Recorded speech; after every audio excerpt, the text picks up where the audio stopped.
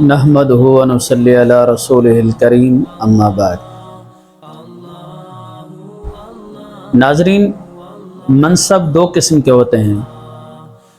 ایک وہ منصب جو محنت سے حاصل کیا جائے، ایک وہ منصب جو اللہ کی طرف سے عطا کیا جائے۔ تو منصب صحابیت اور منصب نبوت دونوں منصب ایسے ہیں جو اللہ تبارک و تعالیٰ کی طرف سے عطا کیا جاتے ہیں، یعنی منصب وہبی جو اللہ کی طرف سے عطا کیا جائے، اور منصب کسبی جو محنت اور جستجو سے حاصل کیا جائے۔ تو میں اور آپ دن رات محنت کریں، مجادلہ کریں، لیکن میں اور آپ منصب صحابیت کو بھی نہیں چھو سکتے، منصب نبوت کو بھی نہیں حاصل کر سکتے، کیونکہ یہ اللہ تبارک و تعالیٰ کی طرف سے عطا ہے۔ تو منصب صحابیت اور منصب نبوت دونوں وہبی چیزیں ہیں۔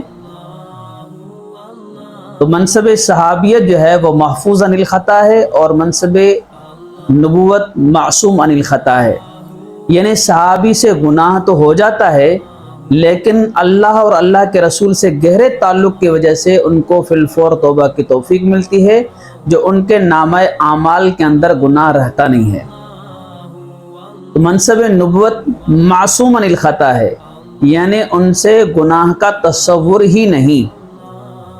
تو قرآن مجید میں اللہ رب العزت نے فرمایا کہ هو الذی بعث فی الامیین رسولا منہم یتلو علیہم آیاتہ ویزکیہم ویعلمہم الکتاب والحکمہ وَإِن كَانُوا مِن قَبْلُ لَفِي ضَلَالٍ مُبِينٍ۔ اس آیت کے اندر اللہ تبارک و تعالیٰ نے تین چیزوں کو بیان کیا ہے: دعوی نبوت، دلیل نبوت، مقصد نبوت۔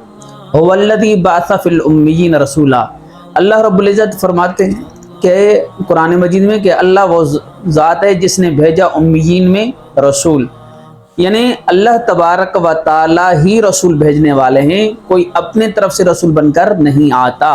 اگر کوئی یہ دعویٰ کر لے کہ میں اپنے طور پہ محنت اسٹرگل کر کے اس مقام پہ پہنچا ہوں کہ میں اللہ کا نبی ہوں، تو وہ دجال اور کذاب ہو سکتا ہے، لیکن اللہ کا نبی نہیں ہو سکتا۔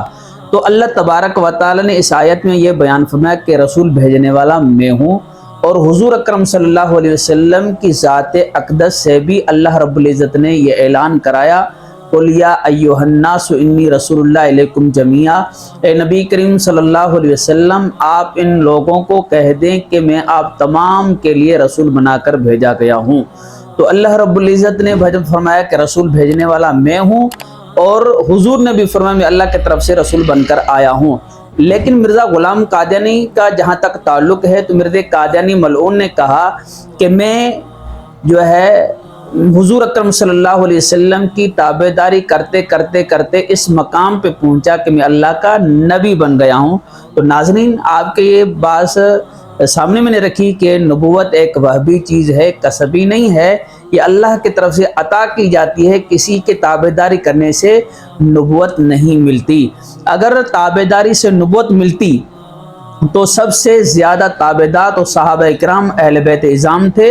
اگر نبوت ملتی تو حضرت صدیق اکبر کو ملتی، حضرت فاروق اعظم کو ملتی، حضرت عثمان ذی النورین کو ملتی، حضرت حیدر کرار کو ملتی، نہیں، بلکہ اللہ تبارک و تعالیٰ نے فرمایا کہ میں حضور اکرم صلی اللہ علیہ وسلم پہ نبوت ختم کر کے بھیجی ہے۔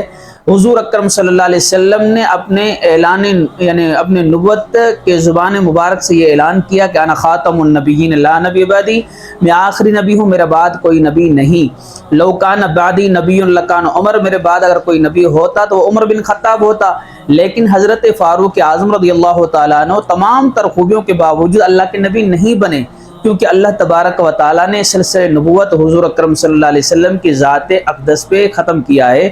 حتیٰ کہ حضور اکرم صلی اللہ علیہ وسلم نے ایک مرتبہ یہ بھی ارشاد فرمایا لعلی انت منی بمنزلۃ ہارون من موسیٰ الا انہ لا نبی بعدی، علی کا تعلق میرے ساتھ ایسے ہے جیسے موسیٰ علیہ السلام ہارون علیہ السلام کا آپس میں تعلق ہے۔ لیکن یعنی یہ ایک اشکال کسی کے ذہن میں آ سکتا تھا کہ حضرت موسیٰ علیہ السلام حضرت ہارون علیہ السلام دونوں بھائی ہیں، تو موسیٰ علیہ السلام اللہ کے نبی، تو حضرت ہارون بھی اللہ تبارک و تعالیٰ کے نبی، اور دونوں آپس میں بھائی۔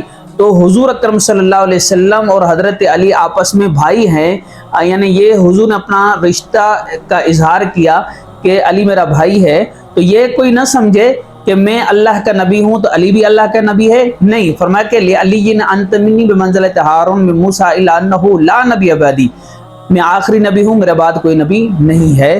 تو یہ سلسلہ نبوت جو بھی اللہ کے نبی بن کر آئے وہ اللہ کی طرف سے بن کر آئے، کوئی اپنی طرف سے بن کر نہیں آیا۔ السلام علیکم ورحمۃ اللہ وبرکاتہ۔